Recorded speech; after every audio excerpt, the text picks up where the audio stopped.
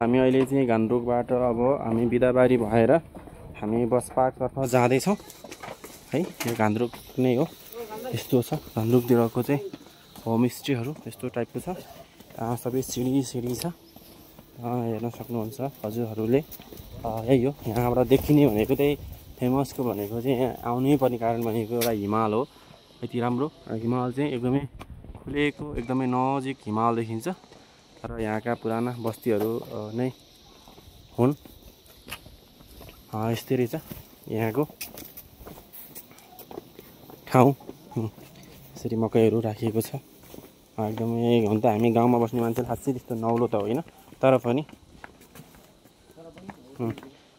हो अलिकति केही डिफ्रेन्ट छ होइन। सबै कुरा डिफ्रेन्ट छ। हाम्रो यहाँ मधु सर हुनुहुन्छ यहाँ पछाडि, दुईजना यहाँ अगाडि छन्। किधर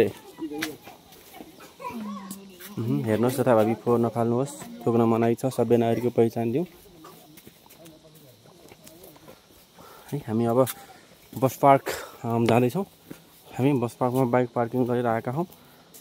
हेर्न सक्नुहुन्छ यहाँ पनि घान्द्रुकको केही बस्तीहरू, केही ठाउँहरू, केही बाटोहरू हामी छायाङ्कन गर्दैछौँ। र ठिक छ, सबै सिँढीहरू छन् ढुङ्गाहरूले बनाएका। अब अहिले चाहिँ धेरै नयाँ घरहरू पनि बनिसकेको रहेछ। हामी बिहान गएको ठाउँमा चाहिँ पुरै पुराना बस्तीहरू थिए, पुराना डिजाइनले बनाइएका, कलात्मक रूपमा बनाइएका, पुरातात्विक तरिकाका थिए। हेर्न सक्नुहुन्छ यहाँका घरहरूको डिजाइन यस्तो रहेको छ।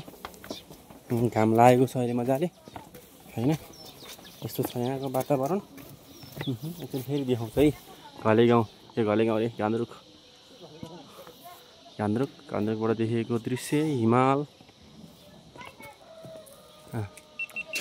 यस्तो छ। हाम्रो सर गोप्रोबाट चाहिँ भिडियो छायाङ्कन गर्दै हुनुहुन्छ। त्यो पनि हजुरहरूले देख्न सक्नुहुन्छ। यो देखिरहेको बाटो चाहिँ त्यही हो, हामी आउने बाटो। करिब 8-10 किलोमिटर चाहिँ कच्ची बाटो हो। त्यहाँ त सम्म छ है, त्यहाँ त सम्म बाटो छ। तर त्योबाट आएपछि फेरि बाटो एकदम अप्रोड छ। हिमाल हेर्नुहोस् त, यस्तो मजाले हिमाल देखिरहेको छ अहिले होइन। यस्तै हो यहाँको चाहिँ वातावरण। र बस पार्क पनि देखिएको छ। अब ल यति भन्दै हामी अहिलेको लागि घान्द्रुकबाट बिदा हुन्छौँ। तपाईँहरूको दिन शुभ रहोस्। By by.